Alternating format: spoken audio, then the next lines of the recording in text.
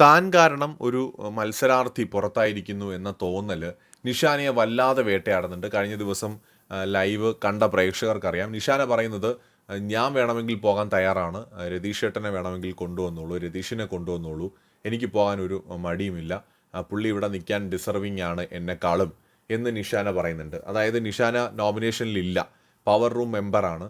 അപ്പോൾ എല്ലാവർക്കും അറിയാം നിഷാനേക്കാളും പവർഫുൾ ആയിട്ടുള്ള കണ്ടസ്റ്റൻ്റാണ് എന്തായാലും രതീഷ്. അതല്ല എന്ന് എനിക്ക് തോന്നുന്നു വേറെ ആരുടെ ഫാൻ ബോയും പറയത്തില്ല. കാരണം എല്ലാവരും 100% അംഗീകരിക്കുന്ന കാര്യമാണ്. നിഷാന വളരെ സൈലൻ്റ് ആണ്, ആക്റ്റീവ് അല്ല, ഗെയിം കളിക്കുന്നില്ല, വീക്കാണ്.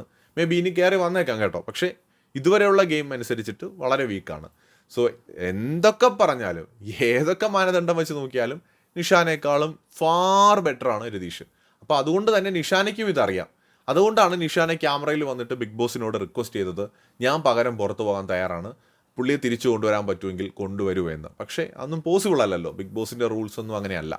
പ്രേക്ഷകരുടെ വിധി, അല്ലെങ്കിൽ ബിഗ് ബോസ് ഒരാളെ പുറത്താക്കുന്നെങ്കിൽ ഒരു റീസൺ ഉണ്ടാവും. സോ അതൊന്നും പറ്റില്ല. പ്രേക്ഷകരുടെ ആവശ്യപ്രകാരം ചിലപ്പോൾ തിരിച്ച് രതീഷ് വന്നേക്കാം എന്ന പ്രതീക്ഷ മാത്രമാണ് അവശേഷിക്കുന്നത്.